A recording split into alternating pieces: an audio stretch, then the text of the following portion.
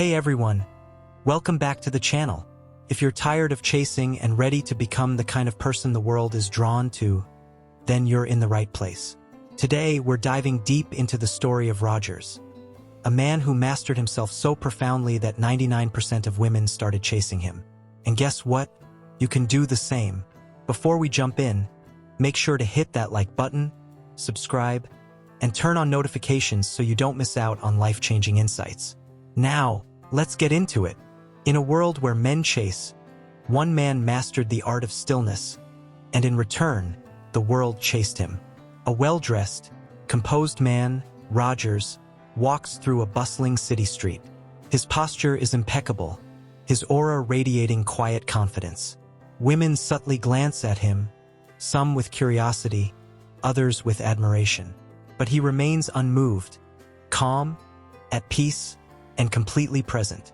But it wasn't always this way. The backstory: Rogers before mastery.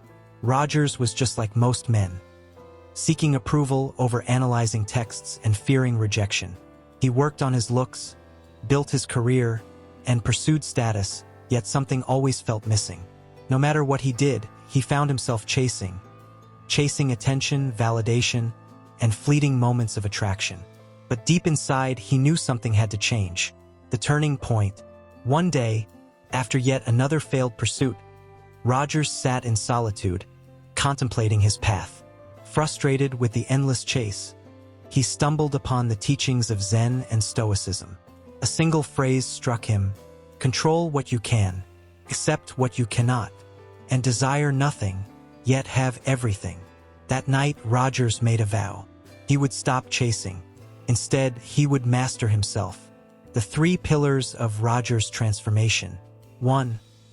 The Zen of presence, detachment from outcomes.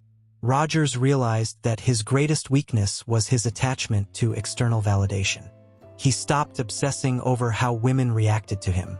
Instead, he trained himself to be fully present, whether talking to a stranger, working on his goals, or sitting alone in a cafe. The river flows effortlessly, and yet it reaches the ocean.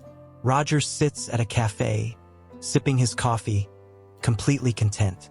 A woman nearby tries to catch his attention. He remains unfazed, enjoying his moment. She becomes intrigued. 2. Stoic control, mastering his emotions. He embraced amor fati, the love of fate. If a woman left or rejected him, he didn't take it personally. Instead, he saw it as necessary for his journey. He stopped reacting emotionally to tests or games.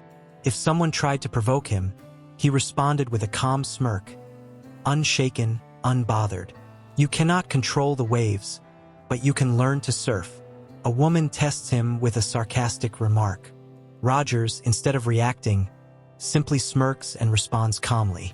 She's taken aback, intrigued by his unwavering confidence. 3. The power of non-neediness. Instead of chasing women, Rogers built a life so fulfilling that they naturally wanted to be part of it. He became the prize, focusing on his fitness, wealth, deep friendships, and adventurous experiences. He lived by the Zen principle: a flower does not chase bees.